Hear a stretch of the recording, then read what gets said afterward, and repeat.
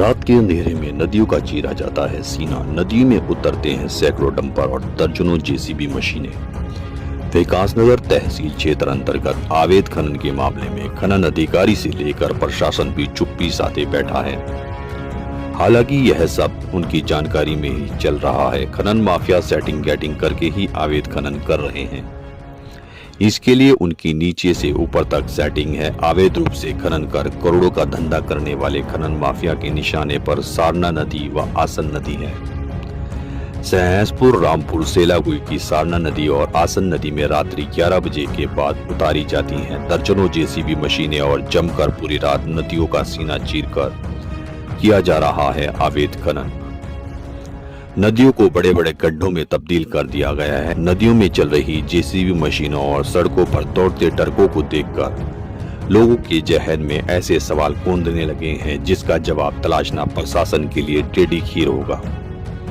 प्रशासन पर खनन माफिया भारी पड़ता नजर आ रहा है। नदियों से मशीनों द्वारा अवैध रूप से खनन किया जा रहा है जो कि प्रतिबंधित है। नदियों के वर्तमान हालात का जायजा लेने के लिए क्षेत्र में पड़ने वाली नदियों का दौरा किया जाए तो दिखेगा कि नदी में 20 से 30 फीट तक के गड्ढे मशीनों के द्वारा पिछले कुछ दिनों में खोद दिए गए हैं और खनन सामग्री रेत बजरी गटका आदि को निकाल कर ले जाया गया है, जिससे नदियों का स्वरूप एक बार फिर बिगड़ता नजर आ रहा है। वहीं प्रशासन का कहना है कि ओवरलोड ट्रकों और नदियों से अवैध खनन को रोकने के लिए सरकार ने जिले को किसी निजी कंपनी के हाथों में दे दिया है। अब यहाँ सवाल यह उठता है कि क्या जिले की नदियों में खनन माफियाओं को अब जेसीबी मशीन और पोकलैंड मशीन से अवैध खनन करने की छूट दे दी गई है? क्या सभी मानक और नियम खत्म कर दिए गए हैं? क्या नदियों को अब बड़े बड़े गड्ढों में तब्दील कर नदियों का स्वरूप बदलने की छूट खनन माफियाओं को दे दी गई है?